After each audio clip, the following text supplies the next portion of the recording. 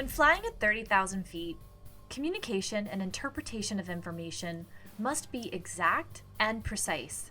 At every step of a flight's progress, the captain and first officer must be on the same page to work together effectively. But what happens when a series of data points are missed and misinterpreted, and when influenced by other factors lead to an aviation disaster? Find out what happened on this next episode of Take to the Sky, the Air Disaster Podcast. Welcome back, everyone. I'm Shelley. And I'm Stephanie. And this is another episode of Take to the Sky, the Air Disaster Podcast. Every Thursday, we meet here to talk all things air disasters. We are not technical experts, and we don't try to be. Instead, we're most passionate about telling the stories of the people impacted by each tragedy and how these disasters have actually made flying safer for us all. So thank you all for joining us. So Stephanie, at the time of this recording, I have to tell you just a quick moment ago, I had an ice bag on my shoulder. Why? What did you do? I don't know, actually. So that's kind of like the mystery of my existence now. So I have a lot of physical activities that I've kind of picked up since the pandemic started. So I do martial arts, I do self-defense, and I also do an exercise bike a lot. I'm also going to start going back to kickboxing. And I noticed that almost every other day, there's like a spot on my body that's just really sore. So 2 days ago, it was like my groin muscle in my right leg. Now it's my shoulder. And I'm not exactly sure what I'm doing. I just feel like I'm getting older and feeling every moment of my age. Yeah, I have to go ahead and give a quick shout out to my friends from high school. We were texting about this exact thing last night. How something as simple as switching your pillow, like you treat yourself to a brand new pillow and have neck pain for 3 days. Yep. You're right. It's kind of the difference between being in your 20s, your early 30s, your late 30s, your 40s. I don't know what it is. Maybe it's a slightly different age for everybody, but at some point you get into the magical world of why does that hurt and what did I do? It's so the most true. Bizarre set of mysteries. It's so true. Like there was one time a couple of months ago, I just sat up in bed and my whole neck seized up, and I'm like, I don't remember having to deal with this before my 30s, and now I feel like I think every day about, okay, what do I need to do to like massage and ice and heat, and it becomes this whole regimen that I never had to think about before. I remember a couple of years ago sitting at work and someone came in with an ice pack on their neck. And I said, oh my God, what did you do? And he said that he turned his neck to look for oncoming traffic in his blind spot and threw out his neck. And I thought, gosh, that sounds just ridiculous. Except for now, I kind of understand what that means. Oh, I can totally see myself doing the same thing. So I'm like, yep, I can totally see that. It's just weirdly relatable at this stage. It's not the most exciting thing to have happen as you get older. It's frustrating. It is so frustrating. And honestly, I feel like there are all sorts of other things that we can add to that list other than mysterious pain. It's like all of a sudden, a lot of us have to start watching what we eat when we didn't have to do that before, or making sure that you get enough sleep. I mean, I wouldn't consider either one of us by any means, obviously, technically, quote unquote, old, or elderly at all, of course, right? No. But definitely as you start to move into your like adult years, I just feel like this is what happens. This is what happens, You know what this reminds me of? That picture of Will Smith that's been kind of circulating through social media where he's been showing off his quarantine body. And he's like, I'm in the worst shape of my entire life. And granted, the worst shape of his entire life is the best shape of most other people's life. So, I mean, I do want to be very clear there's a major difference there. But it kind of got me thinking, too, about the fact that everybody runs into that. And I think the last year especially has been really tough because so many of us have had nothing to do but raid the fridge every couple of hours on a regular basis because, it's not like we were going out and doing anything. Grubhub, for example, they make it so easy to just bring whatever you're craving to your door. So I absolutely understand it. But yeah, it is not a perk of getting older. Wisdom, sure. having to watch what you eat, weird neck pains, no, not on board for it. Well, as I record, I'm going to have a little bit of an ice pack near me. If I need to grab it, I'm going to grab it. So I don't blame you. That may be happening. All right. Well, in the name of all awkward transitions, let's get into it right now. All right. So most of my information for this episode came from the cockpit voice recorder transcript, also the accident report itself, an air disasters episode. That's always good because I'm a visual person, so it kind of helps to bring the accident report to life. And as we've talked about, like, some accident reports are super technical, others not so much. So definitely. And a slew of other articles, all of which are linked to the show notes for this episode on our website at www.taketotheskypodcast.com. Just search for episode 59. It's shortly before 6 p.m. on the evening of January 10th, 2000, and Crossair Flight 498 is waiting to take off from Zurich International Airport for an hour-long flight to Dresden, Germany. Flight 498 is a popular commuter route frequented by area business travelers.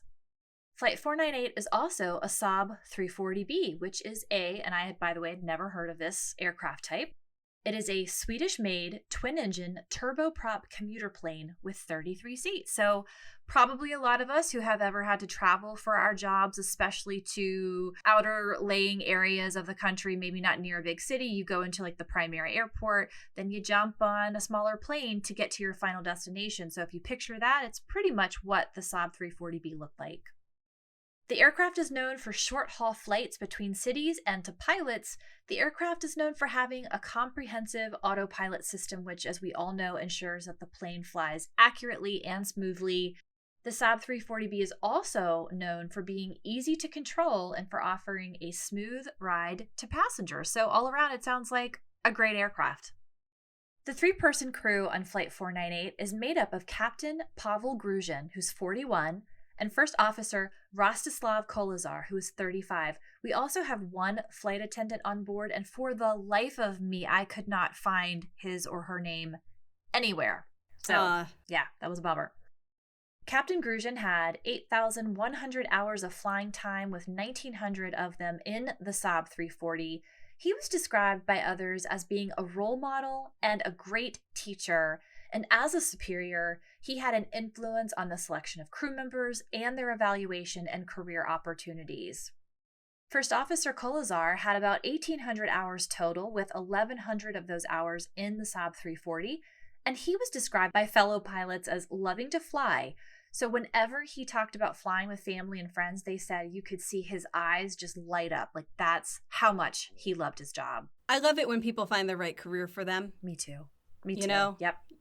They know what they want to do and they make it happen. Yeah, and that's great. We spend so much time at work to hate your job, which unfortunately there's a lot of us that are in those situations. It can really make you miserable. So finding something that you can tolerate, but even love, yeah, what a blessing, right? Yeah, absolutely. Yeah. After the 7 passengers and 3 crew members boarded, the plane was cleared for takeoff on time at 5:54 p.m. The aircraft departed runway 28 heading west. From takeoff, the plane climbed normally. As Flight 498 climbs, the control tower makes a slight change to the flight's intended path and asks the flight crew to make a left turn that would loop them south of the airport. But oddly, the plane begins to turn right instead of following the approved flight path to the left. And the plane is not just turning right, it's banking to the right. Oh my goodness. So I guess it would be premature to ask if they responded to the request. I feel like you planned this. I feel like you're reading my script because... Am I? Here's a segue. When air traffic controllers radio the flight to say, quote, Crossair 498, confirm you're turning left, unquote, they were answered with a hurried stand by, followed by a loss of radio contact. Oh man. No. And then, as it always does on our podcast, the unthinkable happens. Flight 498 disappears from radar. Witnesses driving near the airport at that time recall seeing a small plane falling through the sky in a right-hand spiral dive, coming down toward the ground at a high rate of speed. And then they watch as the plane explodes into the ground and creates a massive fireball across the dark evening sky. Oh my God. Flight 498 has crashed in an open field near Zurich. All 10 people on board have perished, including all 3 crew members and 7 passengers. By the way, I always feel really bad when there are like passersby that are just driving home from work or going to the grocery store and they happen to hear a sound and then they look over and an airplane is diving to the ground. I mean, I never want to be one of those people, and I always think about them and how much their lives must change in those moments, you know? And that kind of came here for me in this story. Well, you're right. There's the visual that you can't quite erase from your memory. I'm sure that's true for any sort of a traumatic event that you might happen to witness. For people who would see a plane falling from the sky, especially if they're nearby, you would hear the noise. You know, it's going to get really loud. You're going to hear it as it's falling. I know what you mean. It's got to be a life-changing kind of event. Just so scary. Yep, definitely. Definitely. So the Swiss Accident Investigation Board soon arrives at the crash site to begin examining the wreckage, as they do. The aircraft was destroyed, obviously, when it crashed into the open meadow, and after the crash, some items of debris were still burning on the surface. The majority of the wreckage penetrated up to 10 feet into the soft soil of the field. Smaller parts were spread in a fan-like formation in the direction of impact over a much larger area, and we have seen this, by the way, in a lot of very high-speed direct-to-ground impacts. Yeah, we have. The lead accident investigator for the crash commented in an interview during the air disasters episode for this flight that the crash scene, as we might imagine, was a complete mess. He said, "You never knew what you might touch next, a human body part or a piece of the aircraft. It was a hard job." And I feel like that is an understatement. What the crash site does tell investigators is, due to the depth and the existence of the impact crater, the aircraft hit the ground at a high rate of speed and at a steep angle. This, of course, also matches what the witnesses reported seeing as the plane was crashing to the ground. And investigators can also tell, based on the wreckage pattern, that Flight 498 was coming from the wrong direction and was turning the wrong way. They were turning right instead of left, which, of course, we talked about before. So they obviously pick up on that immediately. Investigators also check in with air traffic control, who explains that they were trying to give the crew a shortcut when giving them the instruction to turn left. The new heading was a slightly shorter route to Dresden, so apparently, I didn't know this, but this is a common practice done by controllers, and shortcuts can obviously save pilots minutes off a flight, which is very much appreciated. Every once in a while, you'll hear that when you're a passenger on a flight, the pilot will come on and say that they've been given clearance to take a different route, and it's going to save, 15 or 20 minutes sometimes on the longer flights. So you're right. It is a practice that if that shortcut is available, then they will take it to save everybody a little bit of time. Yep. But yeah, that makes sense. Yeah, yep, absolutely. And investigators then wonder, so if that was the plan, why did the flight crew not follow the controller's directions and turn left? When the controller saw the aircraft deviating from the path and turning right, he just assumed the crew wanted to go a different way, and seeing no conflicts with air traffic, he approved the aircraft going in the different direction to the right instead of the left. So this is an extremely important clue, and the discovery of this clue leads investigators to wonder, was this wrong direction, meaning the right turn instead of the instructed left turn, caused by something within the plane's overall performance? Or was it caused by what we hate, pilot error? Yeah. Well, the good news is investigators can immediately rule out several aircraft-related causes of the crash. So let's go through a couple of those. The investigative team obviously goes layer by layer through the wreckage, inspecting aircraft parts for evidence of mechanical failure. A major point of discussion among investigators is, did the aircraft experience a mechanical failure of sorts? Because that would definitely explain a loss of control and the subsequent crash. But the engines are found to have been functioning properly and were even running on high speed. The damage that they experienced was from the impact, not from anything related to engine performance. So therefore, they can rule out engine failure as the cause of the crash. So that's right. That kind of takes a big factor right off the table immediately. And a very complex factor at that. Right. Yeah. So investigators also consider if an in-flight fire played a role because several of the eyewitnesses reported seeing the plane on fire as it crashed to the ground. Because fire leaves very distinctive scorch marks on a plane's fuselage, investigators must examine parts of the wreckage for indications of an in-flight fire. And in the end, investigators determined that the plane was not on fire as it was crashing to Earth. The only fire it experienced was from the impact. So I want to just kind of very quickly go down a very quick rabbit hole. There's a bigger rabbit hole that we're going to go down in just a few minutes related to some other potential cause. But I wanted to kind of go off and explore, like, why does that happen? Why does a witness think they see something, but then when you look at the evidence doesn't match that as a fact pattern? So this is really interesting because this dynamic with witness accounts is apparently very common in air crashes. Some of the information that they report seeing ends up either being wrong, or they even report seeing things in the incorrect sequence. So it's not exactly as it happened. I found a study conducted by Dave English and Michael Kuzel from the University of Arizona done in 2014. They found that there are many variables known to influence eyewitness accuracy when it comes specifically to air crashes. I'm like, this is amazing that somebody actually studied this. Who would have known? This is what they found. Memory of an event can be changed by exposure to misinformation about the event, by reacting the memory, by trauma and perceived culpability, by social conformity, and by even talking about the event. So basically, as soon as we see something, our brains almost sometimes start reinterpreting what it saw based on how it made us feel, how much we know about what happened, and if we're talking to other people about it, which I found so fascinating.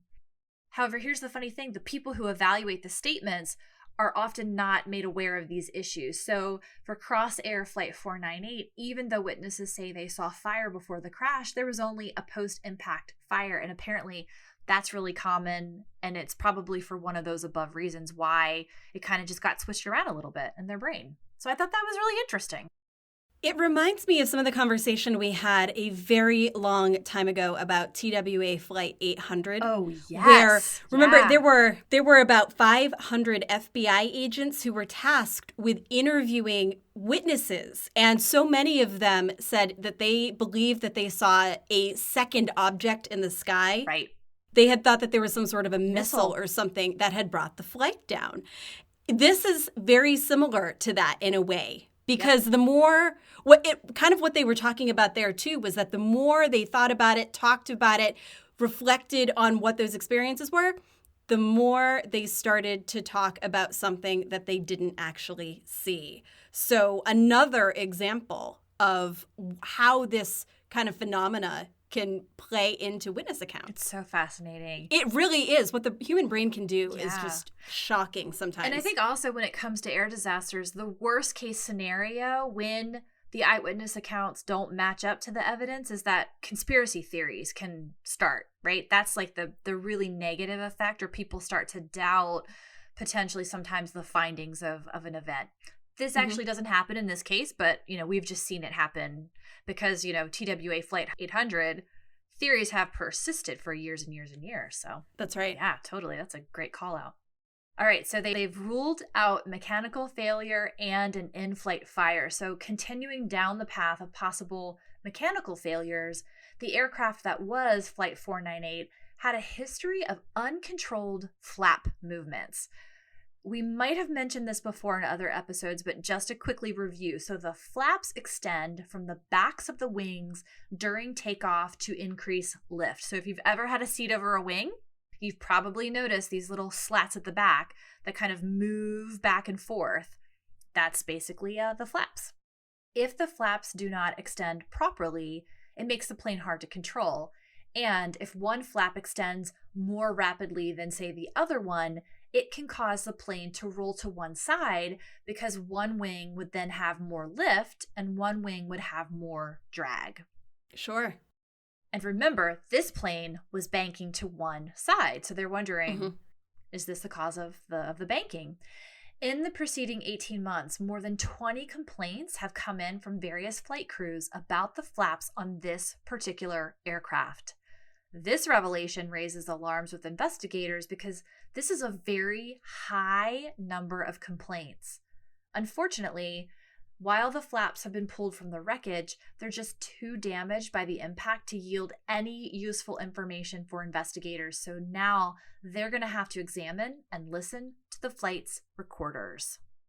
Thankfully, both flight recorders are found just 2 days after the crash. So I kind of feel like we talk about flight recorders a lot, but maybe not explain them every so often. So yeah. The flight data recorder records important flight parameters and conveys information about the operational performance of the flight. It's almost like the hardware, right? Right. And the cockpit voice recorder records all conversation in the cockpit and with air traffic control. So yep. I feel like most people know that, but sometimes I feel like it's good to review.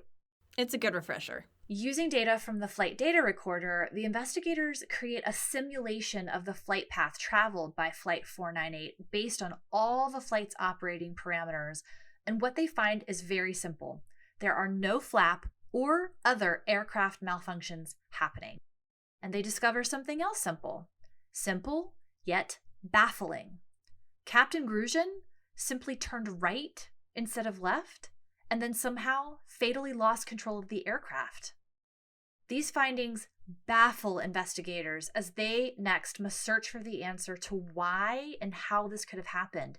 And this leads them to focus on what was happening within the cockpit, both from a flight control perspective and also from a crew resource management perspective. Wow, I'm completely shocked by this already. I was so expecting a mechanical failure based on how you had described it, thinking maybe they were somehow on autopilot at that point. The fact that they were flying manually and still somehow made that decision. Well, I don't know. Let me stop myself. Maybe it wasn't a decision. Maybe there were other reasons for making that turn. But that's the opposite of what I thought you were going to talk about. Let me tell you, just not to spoil anything, but this is definitely one where it's like twist and turn, and then it's a combination of things. So, wow. Yeah, get ready, because it's definitely not straight up simple and straightforward. Okay. On the CVR, while the captain is giving out a command to the first officer, investigators hear a noise in the background being picked up by the recorder. It sounds to them like cell phone interference. And back in the year 2000, when this crash happened, mobile phones were a real potential threat to aviation. So allow me to take us down a rabbit hole here for a moment. This is going to be a little bit bigger rabbit hole than the previous one. During a 2003 study published by the UK Civil Aviation Authority, or CAA, a series of tests exposing a set of aircraft avionics systems to simulated cell phone transmissions revealed various adverse effects on the equipment's performance. From March 1996 to December 2002, the CAA recorded 35 aircraft safety-related incidents that were linked to cell phones. That's incredible, right? That's insane. The reported interference included interrupted communications due to noise in the flight's crew headphones, according to the study.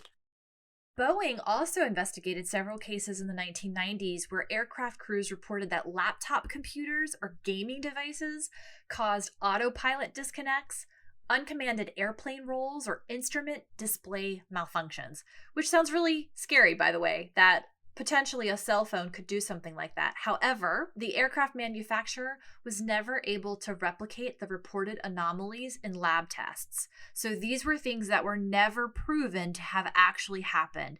They're thinking it might have been a cause, but we can't say with absolute certainty that these things actually happened because of cell phone interference or laptop computers. Right. So while many in aviation today believe that the threat of mobile phones is becoming more obsolete, here's what we know happens. When a cell phone is in use, it transmits a signal to the mobile phone tower, and as it does, it can cause interference, which is picked up and recorded as a buzz by the plane's recorder. The same interference was picked up on the CVR for Flight 498, though as it never will do, the recorder did not show that this mobile phone interference caused any malfunctions that would cause flight control problems. One of the final possibilities that investigators explore is, did the cell phone interference somehow affect the flight displays, especially those that convey the artificial horizon, since the crew was flying using their instruments due to it being so dark outside? Well, after all this, their simulation finds that really there's nothing here to support that the cell phone caused flight control problems. They even checked records from passenger cell phones to show that all usage ended before the flight took off.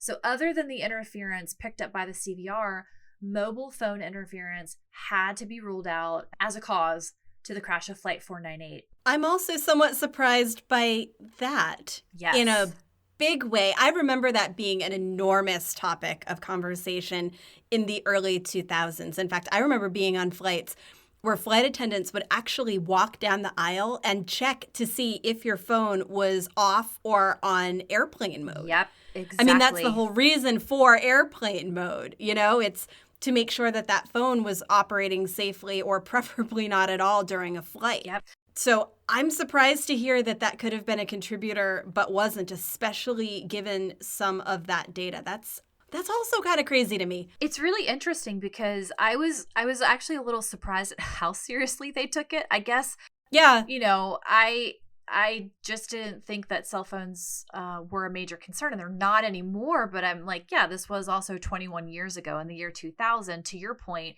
it was a big concern at the time because there was so little known about the effects. So they had to take this seriously. And it was just so interesting that there were these other reports of other incidents, you know, at Boeing. But then when they tried to replicate it on the ground, they couldn't make it happen again. So I just found that really fascinating. So that's all right. That is. We're coming back out of that rabbit hole, so we can just close that up. Now we're going to start getting closer to the causes of the crash. An additional piece of physical evidence makes investigators question what was happening in the cockpit. They find Captain Gruzhin's personal bag, which was thrown from the plane when it crashed. And what they find inside the bag shocks investigators. They find a partial pack of pills, which are a type of benzodiazepine drug known as phenazepam, which is a powerful sedative similar to Valium. They're basically on par with tranquilizers. The drug is commonly used to treat neurotic disorders, alcohol abuse disorder, epilepsy, sleep disorder, anxiety disorder, and in combination with haloperidol, even to treat schizophrenia. Now I really hope they're looking at his medical records or his medical history, because to have a prescription of that strength in your possession and to be flying with it, I mean, that suggests that he needed it to operate. But of course, I mean, obviously, regardless, you could not take something like that and safely fly a plane. There's no way. Yeah, well, they are definitely concerned. So they even travel to his home country in Moldova, where he's from, to get more information from his family about why he was taking the drugs. Captain Gruzhin's wife reports that her husband was actually very stressed because he was living away from the family. He was living in Switzerland most of the year to fly. He was sending money home to them, and he was miserable, basically. Oh. I know, that was so sad. Oh, no. The autopsy finds the presence of this same drug in his muscle tissue, but here's the caveat. There's not enough of the drug present to prove definitely that he was in fact impaired while flying that day. Additionally, when investigators listen to the cockpit voice recorder for clues to the captain's alertness and his lucidity, they don't find any evidence that he was impaired because his actions were on par with what he should have been doing. His speech patterns weren't slurred. So investigators conclude that any state of impairedness would not have helped improve the situation, so they can only assume that it did somehow make the situation worse, but they just really can't pin down how terribly worse having the drugs in his system actually made the situation. That still makes me feel a bit better. If it were obvious, there would have been a very clear judgment issue, taking that kind of medication and then flying an airplane. Yep. If he had taken it and it should have been out of his system or was mostly out of his system, I think there's still a conversation to be had about being on that kind of a prescription and flying anyway. Certainly. But, yep. You know, I'd still feel better knowing that it wasn't completely based on taking that medication. I agree. Yep, I agree. Well, but this also means, right, nothing straightforward so far has emerged. No, it's still not an answer. Yeah, no, there's really no, like, specific probable cause that's jumping out to investigators. That is, until they explore how the captain and first officer were flying the plane and communicating with one another. And then all hell breaks loose, as they like to say. So, yeah, here we go. As we've mentioned earlier, the day of the crash was a cloudy, dark, drizzly winter evening. The pilots would have needed to fly using their instruments since the natural horizon would have been obscured. But mysteriously, neither the captain nor the first officer noticed that the plane was going in the wrong direction and then was banking at such an angle that the plane went into a spiral dive.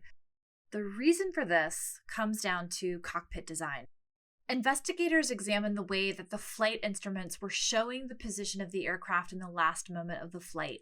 They assessed the cockpit design for any issues that may have led to the captain not understanding that the plane was banking in the wrong direction.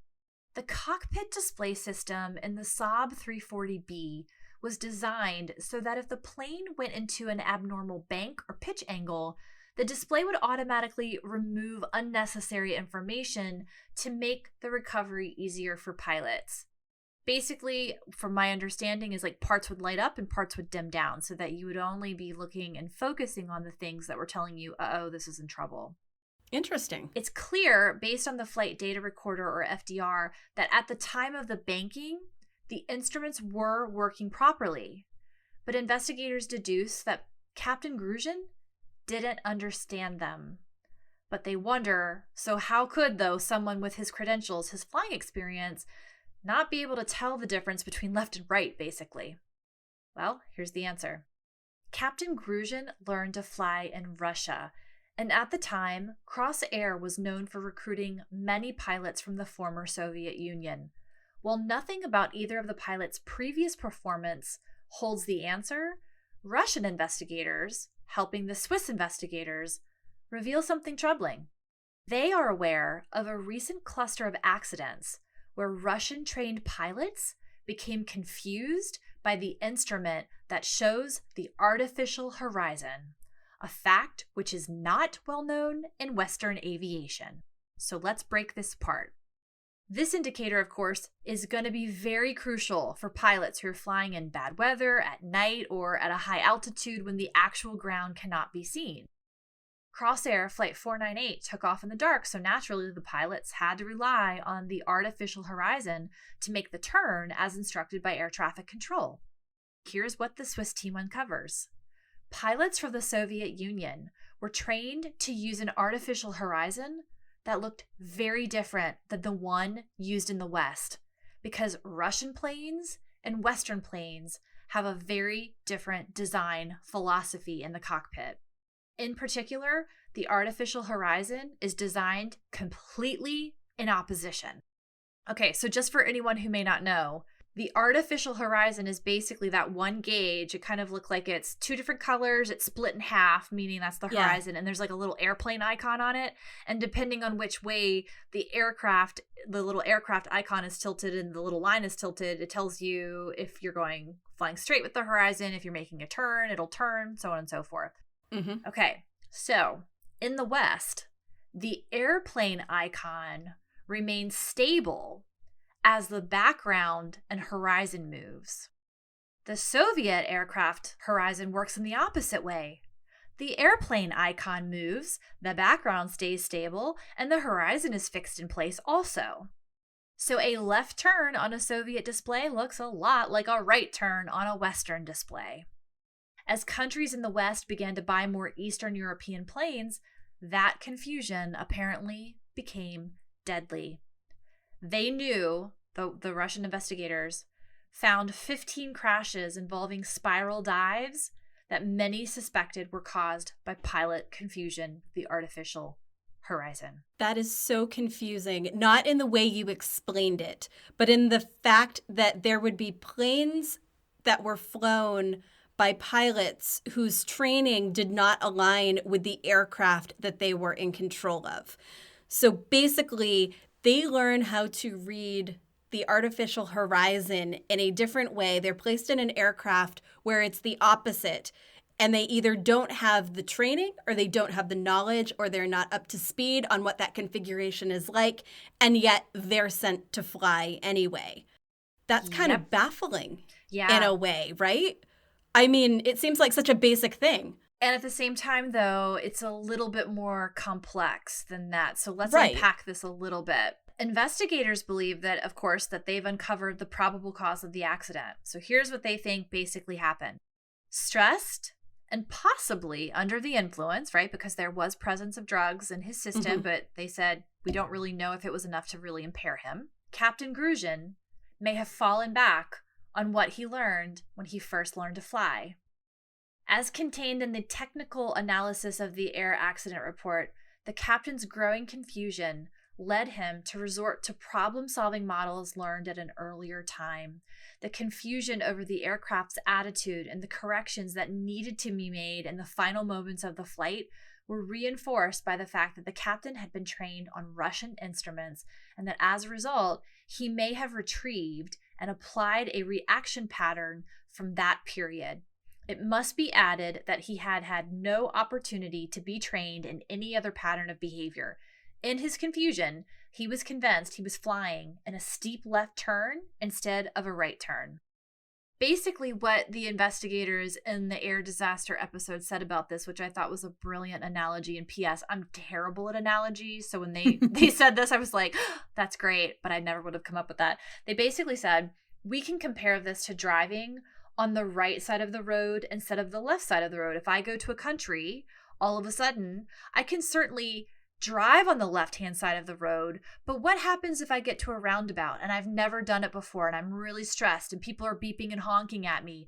They said, most likely, if we're going to make a mistake, it's in those moments. We're going to revert back to driving on the right-hand side because those are the instructions and pieces of information that live deeply within the executive functioning of our brain. So the long-term pathways of our brain. What we learn on top of that, like driving on the left-hand side of the road, lives in a shorter-term part of your brain. So in an emergency, we reach into the longer-term pieces of information to our brain. So basically, that's what they're saying. This is what happened. The captain made a mistake because of the flight display. When it was drawn to his attention that that's what was happening, he reverted, though, to a correction that actually put the plane into a spiral dive.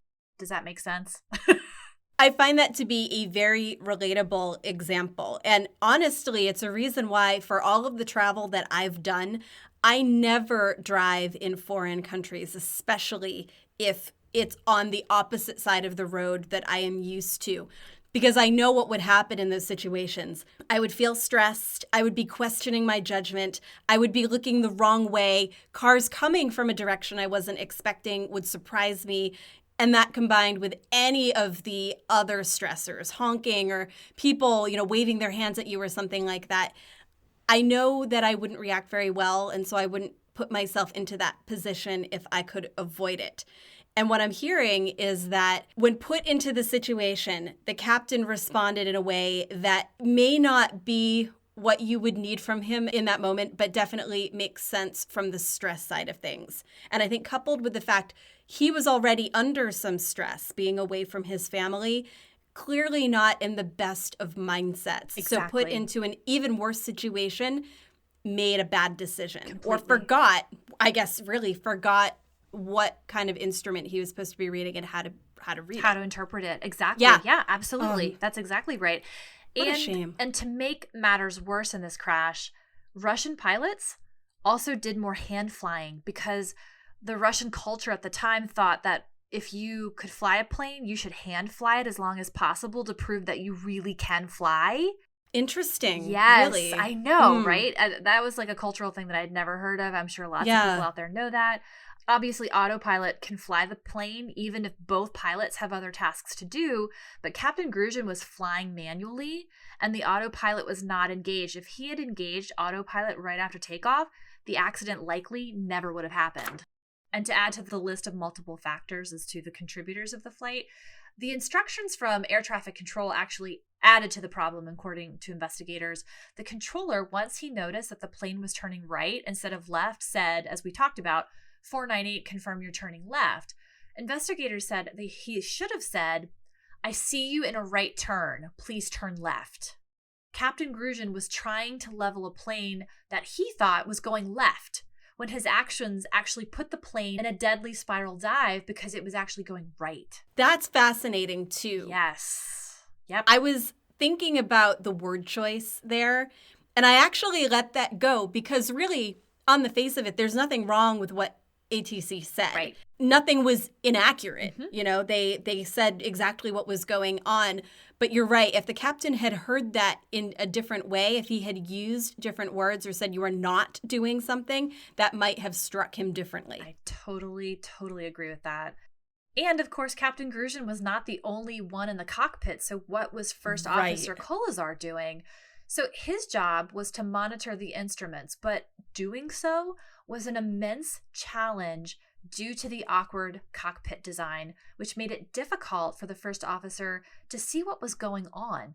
There was only so much room in the small cockpit for all the instruments, and on this particular aircraft, it was designed in a way that's just not well organized for a pilot. So let's talk about this a little bit.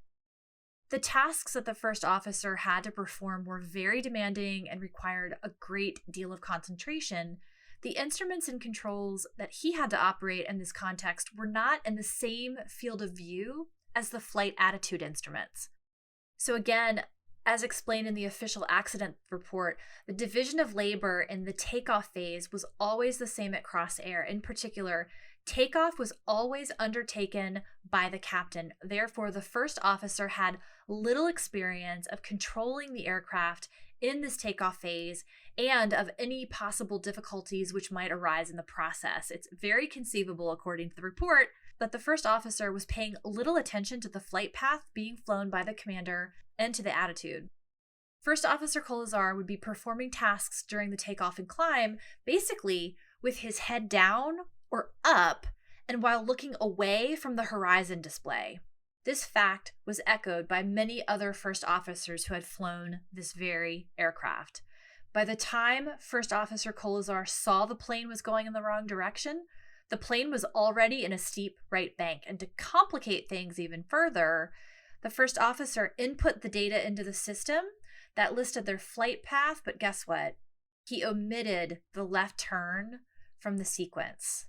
And without defining the turn direction, the flight director, which is basically that main flight system on the plane, commands a right turn. So that's the default flight path. So yeah, there's just all of these little teeny tiny factors that ended up all together being a really big deal and contributing to this crash. It just sounds so dangerous from so many perspectives, except for the way that you explain it, you understand why. They're trained to do this. The first officer is not supposed to be paying attention. The first officer is supposed to be looking elsewhere. So from the outset, I guess, it looks more like they're doing exactly what they're supposed to be doing. They're operating as trained and as they've been taught they're supposed to do. It's just that combination was deadly here. Completely. And investigators found when they observed other pilots during a simulation of everything that happened on Flight 498, it took pilots between 4 and 18 seconds for them to figure out what the plane was doing and what action was needed to recover from it. And that was all the time that it took for the plane to crash. Once it banked too far right, that's not enough time. It's not recoverable in any way. Nope, exactly. And the communication in the cockpit wasn't great either. The first officer was shouting at the captain, "No, left, left." But the captain didn't understand what the first officer was trying to tell him because he was sure he was already turning left, not right. Their English was basically aviation English. And it's hard in this high-pressure situation to communicate fluently and effectively. This fact, together with the information from the biography of the pilots, make it possible to conclude that there was an atmosphere in which little spontaneous communication was possible. The two pilots were able to converse only in a foreign language, which for them was English, And in addition, this language was full of the highly standardized expressions of technical aviation. So basically, this is all from the accident report, as you can probably tell. Yeah. And this is basically a very formal way of saying they could very effectively communicate in English as a second language to fly the plane. But when it came down to high stress situations where you needed to improvise and maybe use abbreviated phrases, it just wasn't within reach. It just wasn't easy articulation. That makes complete sense, though. For anybody who has ever been in a situation where if you speak two languages, for example, you have one where you're far more comfortable. And when pushed, you want to revert back into that language where you find your comfort level. I mean, you see that kind of thing happen all the time. I think it makes complete sense. And their command over the shared language that they had would have been fine under any other circumstance. That's right. It's just... Yeah, again, it's the same thing that happened with the training, right? So in a high-stress situation, we're going to revert to our long-term pathways where our first language exists and what we learned a long time ago exists, right? So all of that was happening in the cockpit. So as we just discussed, just to kind of summarize everything, ultimately there are multiple factors that investigators say led to the crash of Crossair Flight 498. So first and foremost, the language barrier that existed between the two pilots when communicating in an emergency situation, the confusion caused by the cockpit displaying the plane's attitude, the captains being potentially under the influence, the first officer not being able to see clearly enough the flight displays that would have told him immediately that the plane was banking to the right, and failure to engage the autopilot after takeoff. So while the causes of Crossair Flight 498's crash was not straightforward, there is a very straightforward legacy as a result of this crash. Following the crash at Crossair, Soviet pilots got 3 extra months of training and language testing. All Swiss crews are now required to engage autopilot after takeoff to be able to pay attention to the flight's progress in real time. And the one thing that we haven't talked a lot about in this episode are the victims, and that is simply because I could not find a lot of information about anyone specifically on that flight. And so just to kind of close the loop in terms of the victims, there is a memorial site that was established after the crash with a plaque on a large boulder facing the direction of the crashed airplane, and on the plaque are inscribed all 10 victims' names. And that is the story of Crossair Flight 498. Such a simple thing with a complicated set of factors. Yeah, you're totally right about the legacy being straightforward where nothing else seemed to be. It felt like everything that could have been a factor outside of mechanical issues became a factor. Yes. I mean, there were so many lessons learned from this one. Especially, I think the communication one was probably the most surprising to me. Not really something that we've talked about a whole lot. I mean, flight crews work together in all sorts of different ways, and especially international flights. I'm not even thinking right now about pilots who come from foreign countries to work for an airline in a different part of the world, understanding that happens all the time. Of course, there's going to be training and language classes that they may take in order to prepare for that. But I'm thinking just international crews. If you're leaving, say, from the US to go to Europe or Asia, I mean, sometimes you're going to have crews who speak 12 different languages. Yep. And that is kind of all part of the customer-facing experience. But there's a whole other side to that, which is that crew communication experience. And the assumption, perhaps, that you may have crew members who are they're all able to speak at the same level of fluency as everybody else, that probably isn't always true, nor, I guess, could you really expect that to be the case. So it was interesting here, especially, I think it's really highlighted because the crew was so small. And I mean, you're not going to have a flight crew that's much bigger than that, but what you really see is just that striking challenge between two people. If they're not able to fully communicate, they're not fully able to understand one another in a very high stress situation. Yeah, what really stood out to me was, so this is 21 years ago. Yeah. And I feel like there wasn't some level of assessment done when they were hiring pilots with an Eastern European background to just make sure to say, hey, do all of these things translate literally and figuratively into our culture of flying, into our methods of flying? And I feel like that's a big miss. Like, that's a big systemic miss. Like, I didn't see that necessarily stated in that exact way in the accident report. Obviously, they made recommendations that pilots from the Soviet Union needed extra training. That's really what they were getting at, But I feel like what a miss, if we're going to have people who join our team from other parts of the country, that is a very typical and standard practice in today's workplaces, where you kind of assess culturally, do these things line up? Do they need additional support? What do we need to be flexible on from our side, and then what needs to actually be integrated, right? There's that kind of like assessment done. And I feel like maybe in the year 2000, that wasn't something that was as obvious as perhaps it is today. I don't know. You make a really good point, because cultural communication and cultural translation, not just in terms of language, but in terms of how information might be received and understood by people from different parts of the world, is such an important part of the conversation in so many industries. I know for us, working in the training field, it's part of the conversation all the time. If you're developing any sort of training experience for people who are from different parts of the world, there are a lot of things to consider as far as how they might perceive different pieces of information, how they might relate those back to their own experiences. And that influences everything from word choice to visuals. I mean, you name it, it's part of the equation. And it's interesting to see that playing out here. And I'm actually very glad to hear that became part of the legacy and the lessons learned from this crash, because it is so important. I mean, we've talked at length about crew resource management and the need and the importance for the flight crew to be able to communicate. But we haven't really addressed it at this basic level of, can they actually talk to one another? And it's a difference, you're right, between can they communicate about the basics? Do they know the same aviation vocabulary? Versus can they have an actual conversation and make decisions when things get really difficult in high-stress situations? Yeah.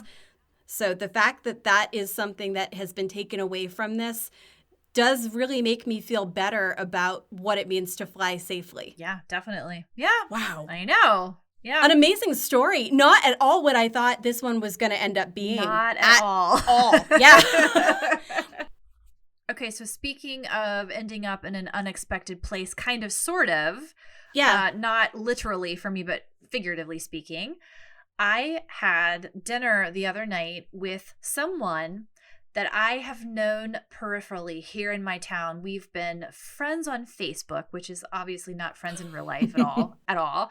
But, we kind of know enough about each other's lives that we could be like, yeah, we know your husband and where you live and kind of what you do. Yeah. But we've never actually sat down and talked to each other. And so I had a mutual friend, Catherine, who's a wonderful, amazing extrovert who kind of is just like a connector of people. I feel like that's like one of her superpowers. Yeah. And she suggested we all have dinner. And it was kind of funny because this other friend and I were like, why haven't we done this? Like, why did it take 10 years to do this? And it was such a pleasant, unexpected conversation to be in with somebody that I probably would never have thought that I would have hung out with, just a month ago. Not for any other reason other than we just didn't make it happen. And it was so great. It was so fun. I love that. That's really cool. And I bet you're not alone in that, especially as people are starting to get out more, now that restrictions are being lifted and people are getting vaccinated. It wouldn't surprise me if all of the, well, let me preface this by saying I think it's going to go in one of two ways. There are the people who are realizing that they wished that they might have spent more time with others and realizing that it would be great to either connect or reconnect with somebody who either sounds interesting or you just never got to see as much. There's that side of it. There's also the side for everyone else who's realizing that for the last 14 months or so, as they've been telling people that they can't wait till this is over and they've got their shots and we'll definitely have to do lunch, realizing that those lunch dates are going to start to show up on calendars. Yep. And, there was a meme that I saw a while ago that said, for all of those times where you said, we should definitely hang out when this is over, You're about to have to let people know that the pandemic wasn't the excuse. And I thought that's totally true. I totally understand that. So I'm glad you had the opposite experience. That is awesome that you got a chance to do that. Yeah, and I definitely think the introvert in me holds me back from doing things like that. And I think what I have learned from 2021 so far is just do it. Like, just do it. Don't overthink it. There's no reason not to. Just try it. You're not going to be that miserable. Even if it doesn't work out, if it's a little awkward, so what? You tried it. The next time might be totally different. So that is kind of like my big lesson so far. And yeah, it was just a lovely, lovely evening. So fun. And speaking of having lovely evenings or mornings or afternoons, whenever you want to listen to us, join our Podcrasher community over on Patreon. We are putting out an extra full-length episode in the middle of every month and a full-length episode and a full-length layover episode also toward the end of every month. So basically 2 extra episodes where you guys can hang out with us a month. So we would love for you to join us over there. Go to our website and sign up at www.taketotheskypodcast.com, or you can go directly to Patreon and search for Take to the Sky Podcast and sign up there. Either way, but we'd love to have you. Please come join us. We're having a lot of fun over there. And thanks so much for listening to this episode of Take to the Sky, the Air Disaster Podcast. As always, we are your co-hosts, Shelley Price and Stephanie Hebke. And don't forget to stay in touch with us through social media. Like or follow us on Facebook or Instagram at Take to the Sky Podcast and on Twitter at Take to the Sky Pod. That's where we post exclusive episode facts and teasers and all of our show notes for all of our episodes. We can't wait for you to join us next week. And until then, take care.